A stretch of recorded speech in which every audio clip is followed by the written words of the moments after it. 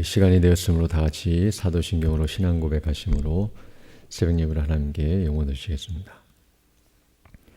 전능하사 천지를 만드신 하나님 아버지를 내가 믿사오며 그 외아들 우리 주 예수 그리스도를 믿사오니 이는 성령으로 잉태하사 동정녀 마리아에게 나시고 본디오 빌라도에게 고난을 받으사 십자가에 못 박혀 죽으시고 장사한 지 사흘 만에 죽은 자 가운데서 다시 살아나시며 하늘에 오르사 전능하신 하나님 우편에 앉아 계시다가 죄로서 산자와 죽은 자를 심판하러 오시리라. 성령을 믿사오며 거룩한 공회와 성도가 서로 교통하는 것과 죄를 사하여 주시는 것과 몸이 다시 사는 것과 영원히 사는 것을 믿사옵나이다. 아멘. 우리 찬송가 67장, 새 찬송가는 60장, 영혼의 햇빛 예수여. 67장, 60장 함께 찬양하겠습니다.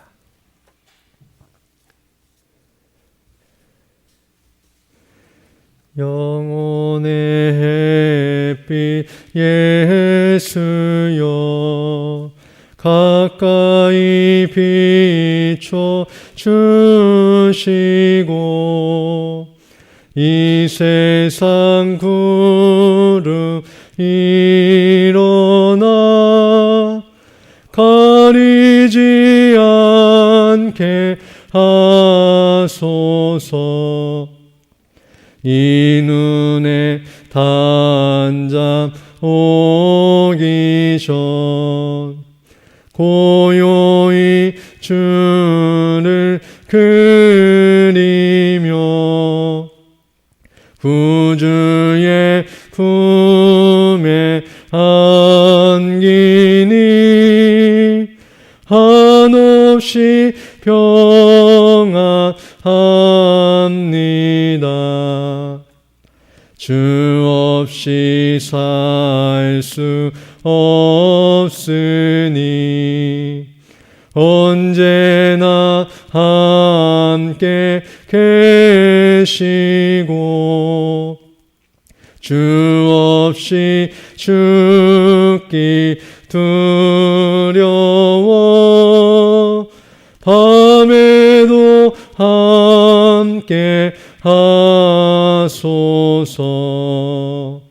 잠 깰 때 주여 오셔서 우리를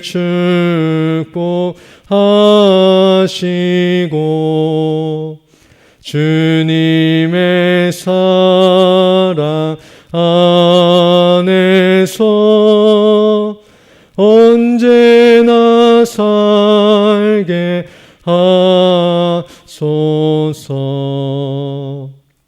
아멘.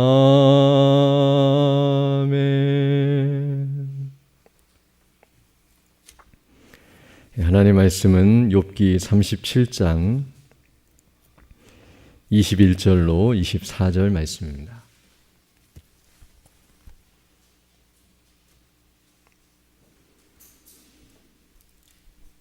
욥기 37장 21절로 24절 말씀 제가 봉독해 드리겠습니다. 사람이 어떤 때는 궁창의 광명을 볼 수 없어도 바람이 지나가면 맑아지느니라. 북방에서는 금빛이 나오나니 하나님께는 두려운 위험이 있느니라. 전능자를 우리가 측량할 수 없나니 그는 권능이 지극히 크사 심판이나 무한한 공의를 굽히지 아니하심이니라. 그러므로 사람들은 그를 경외하고 그는 마음에 지혜롭다 하는 자를 돌아보지 아니하시느니라. 아멘. 오늘 이 본 말씀은 이제 엘리후가 그의 말을 마치면서 욥이 이제 어떻게 해야 하는지 그 결론을 말해주고 있는 내용입니다. 21절부터 보게 되면 이렇게 말씀하고 있는데요. 사람이 어떤 때는 궁창의 광명을 볼 수 없어도 바람이 지나가면 맑아지느니라 라고 말씀해주고 있습니다. 여기 말하는 궁창의 광명은 바로 하늘에 떠 있는 태양을 가리키는데요. 바로 구름이 그 태양을 가리워서 사람이 볼 수 없을 때가 있다 할지라도 바람이 지나가면 그 바람이 불어 그 구름이 사라지게 되면 맑은 하늘이 되어 그 태양을 볼 수 있는 것과 같이 이제 욥이 지금은 고난을 당하여 마치 구름이 낀 것 같아서 하나님을 볼 수 없는 그런 어두운 가운데 있다 할지라도 분명히 하나님께서는 그 영광의 빛을 비춰주시는 은혜의 때를 허락해 주실 것이라고 가르쳐주고 있습니다. 그러면서 이제 22절로 23절을 보게 되면 바로 그 하나님의 영광, 곧 그 하나님이 어떠하신 분이신지를 가르쳐주고 있는데요. 그 하나님의 위엄과 그 지혜와 능력이 어떠하심을 말씀해주고 있습니다. 그래서 22절부터 보게 되면 북방에서는 금빛이 나오나니 하나님께는 두려운 위엄이 있느니라 라고 말씀해 줌으로써 하나님은 위엄 가운데 계신 분이시며 그 어미하심과 그 영광스러우심을 드러내시는 분이시라는 사실을 분명하게 가르쳐주고 있습니다. 특별히 여기 북방에서는 금빛이 나온다는 이 표현은 여러 가지 해석이 있는데요. 어떤 의미에서는 앞에서 있는 내용과 연결시킨다면 앞에서 바람이 불어서 구름을 없애듯이 북방에서 부는 바람에 의하여 구름이 사라지고 황금빛과 같은 그런 햇빛이 비치는 그런 모습을 말씀한다고 해석하시는 분도 있고요.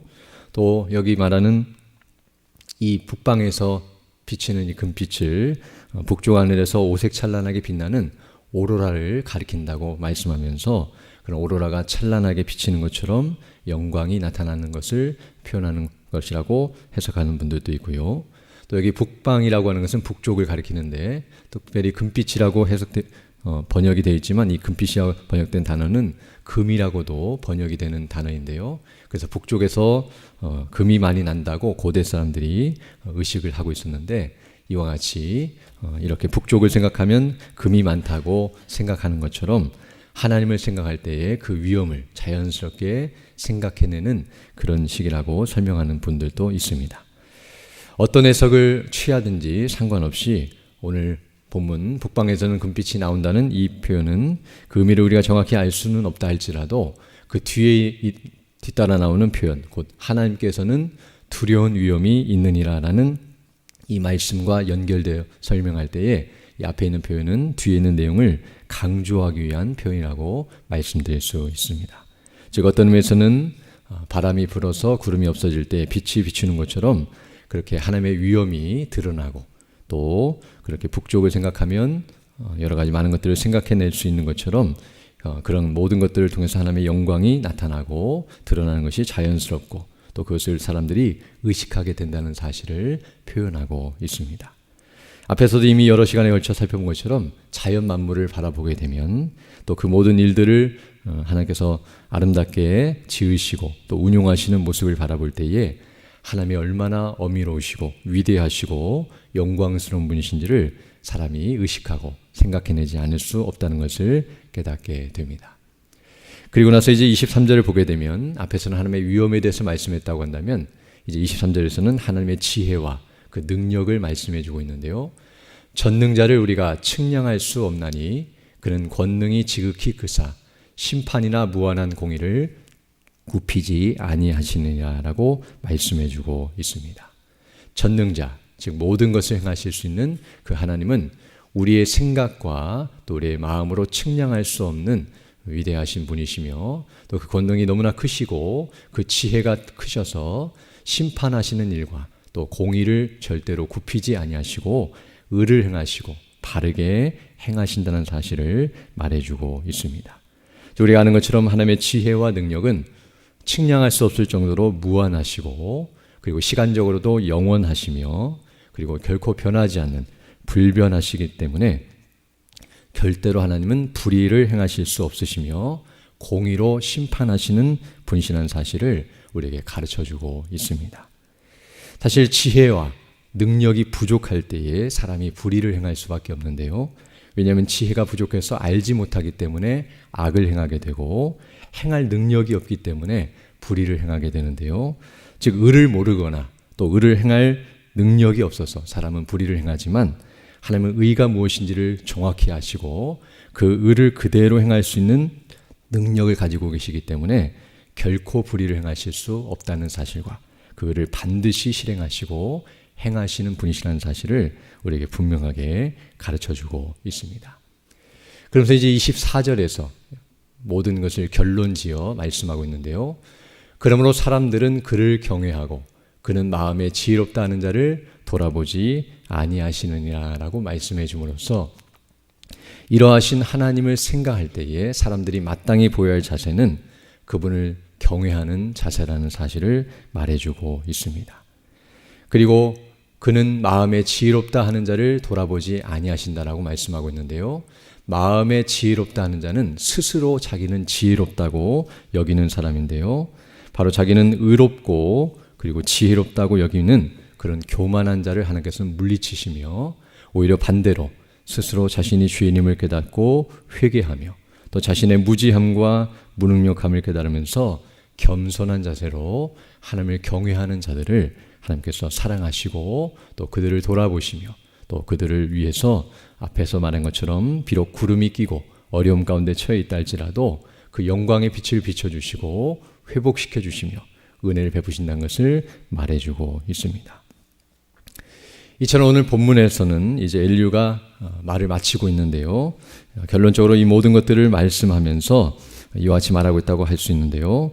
즉 욥이 고난을 당하여서 지금 하나님을 볼 수 없는, 그래서 하나님이 어디 계신지 알 수 없고 또 나에게서 멀리 떠나 계신 것처럼 보이고 또 하나님을 찾을 수 없다고 욥이 계속 답답해하고 또 어렵고 힘들고 고통스러운 마음을 표현한 바 있는데요.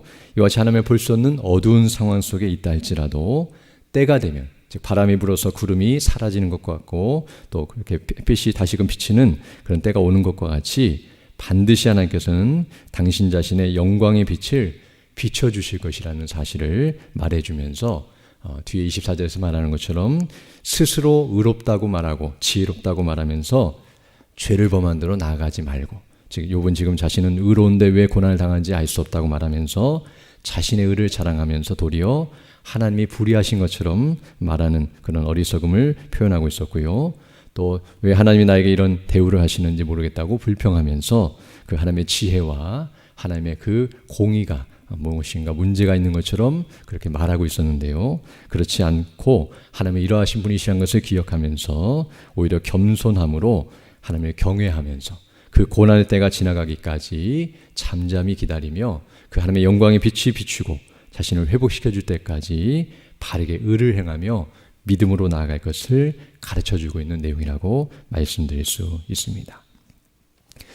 오늘 우리는 이 말씀을 통하여 우리 자신에게도 다시 한번 적용하면서 지금 우리가 어떠한 때를 지나고 있는지 고난을 당한다 할지라도 바로 하나님이 어떠하신 분이신지를 항상 기억하고 주목하면서 그 믿음 안에 더 견고하게 서 있어야 한다는 사실을 알게 되는데요. 우리가 잘 아는 것처럼 구름이 아무리 햇빛을 가리운다 할지라도, 그래서 깜깜함이 임한다 할지라도 여전히 해는 그 구름 위에 떠 있으며 그리고 그 빛을 동일하게 비추고 있다는 사실을 우리는 알아야 합니다. 구름이 아무리 가리운다 할지라도 그것은 햇빛을 우리가 볼 수 없게 만드는 것이지 해 자체를 없애버린 것이 아니며 또 해도 여전히 그 구름 위에서 빛을 동일하게 비추고 있다는 것을 우리가 생각하면서 그 위에 떠 있는 햇빛과 그 영광을 우리가 주목하고 또 언젠가 그 구름이 사라지면 그 빛이 다시금 비칠 것을 기대하면서 사람이 잠잠히 기다림과 같은 그런 마음을 가져야 한다는 것을 우리에게 가르쳐주고 있습니다. 또한 바람이 불면 구름이 사라짐과 같이 구름은 일시적으로 햇빛을 가리울 수는 있을지 몰라도 영원토록 가릴 수 있는 것은 아니라는 사실을 가르쳐줌으로써, 즉 하나님의 영광의 빛은 사단의 세력이나 죄의 세력이나 또 고난과 같은 것들이 가리워서 우리에게 보지 못하도록 막을 수는 있을지라도 하나님의 영광은 항상 떠올라 있고 그리고 항상 비추고 있다는 사실을 우리가 기억하면서 그것을 묵상하고 그 은혜로 충만한 자들이 되어야 하며, 그리고 그 어둠의 세력을 반드시 하나님께서는 물리치시고 그 영광의 빛을 비추어 주실 것이라는 사실을 기억하면서 그날을 사모하며 믿음으로 나아가야 할 줄로 믿습니다.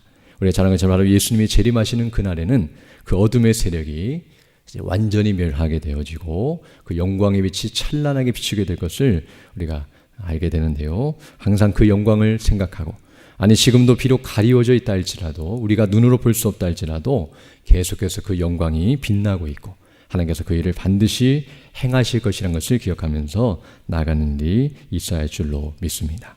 우리가 잘 아는 것처럼 고린도후서 4장 6절을 보게 되면 이렇게 말씀하고 있는데요. 어두운 데서 빛이 비추리라 하시던 그 하나님께서 예수 그리스도의 얼굴에 있는 하나님의 영광을 아는 빛을 우리 마음에 비추셨느니라 라고 말씀해 준 것 같이, 하나님께서는 그리스도의 얼굴에 그 영광의 빛을 나타나도록 이끄시고, 또 우리가 그리스도를 바라볼 때에 그리스도를 통해서 그리스도 안에서 하나님의 어떠하신 분이신지를 더 밝히 깨닫게 되고, 또 하나님의 영광과 그 은혜를 온전히 알게 되는데요. 우리에게 바로 그리스도의 얼굴에 있는 하나님의 영광을 아는 빛을 우리 마음에 비춰주시고, 또 우리 마음에 그것이 가득하게 하심으로 말미암아 어떠한 고난과 환난과 핍박과 어려움 가운데서도 믿음을 지키게 하시고 그 영광을 늘 주목하게 하시는 성령의 역사로 말미암아 우리가 능히 감당하게 되는데요. 이와 같이 하나님께서 늘 우리 모든 심령 가운데 그리스도로 만족하고, 또 그리스도가 어떠하신 분이신지를 더 주목하고, 또 그리스도를 통해서 우리에게 베푸신 하나님의 놀라우신 은혜와 영광을 주목하면서 그 하나님의 사랑을 의심하거나 또 두려워하거나 염려하는 것이 아니라 도리어 그 하나님의 사랑으로 충만하여서 믿음 안에서 주께 영광 돌리고 그 뜻을 이루어가는 복된 삶이 되기를 간절히 소망합니다. 함께 기도드리겠습니다. 거룩하시고 자비로우신 아버지 하나님, 감사를 드립니다. 지난 밤에도 우리에게 은혜를 더하여 주시고, 또 이렇게 다시금 새날 새 아침을 시작하며 주께 경배하며 영광 돌릴 수 있도록 은혜 베풀어 주심을 감사드립니다. 항상 우리 주 예수 그리스도 안에 있는 그 하나님의 영광을 늘 주목하게 하시고, 또 그리스도를 통해서 우리에게 베푸신 놀라우신 은혜와 영광을 생각하면서 우리가 어떤 환경과 조건 가운데 있다 할지라도 두려워하거나 염려하기보다는 도리어 확신과 기쁨 가운데서 주의 은혜와 그 영광을 사모하고, 또 주신 은혜를 따라서 믿음으로 감당하면서 주의 이름과 그 영광을 더욱 높이는 데 나아가는 우리 모두 될 수 있도록 은총을 더하여 주옵소서.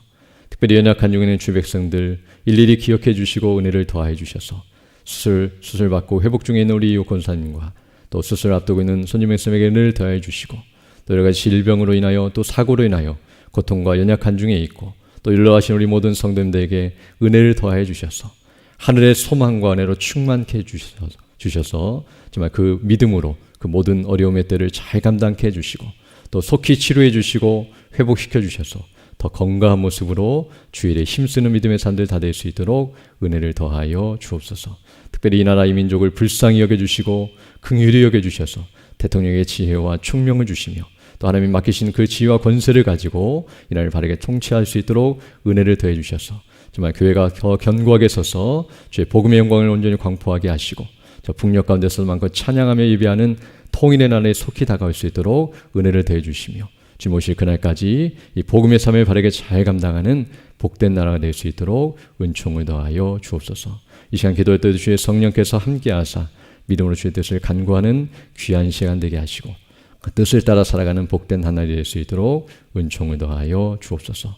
모든 것 주께 의지하고 우리 주 예수님 이름으로 기도드립니다. 아멘. 하늘에 계신 우리 아버지여, 이름이 거룩히 여김을 받으시오며 나라에 임하오시며 뜻이 하늘에서 이룬 것 같이 땅에서도 이루어지이다. 오늘날 우리에게는 양식을 주옵시고, 우리가 우리에게 죄 지은 자를 사하여 준 것 같이 우리 죄를 사하여 주옵시고, 우리를 시험에 들게 하지 마옵시고 다만 악에서 구하옵소서. 대개 나라와 권세와 영광이 아버지께 영원히 있사옵나이다. 아멘. 기도하시고 돌아가시기 바랍니다.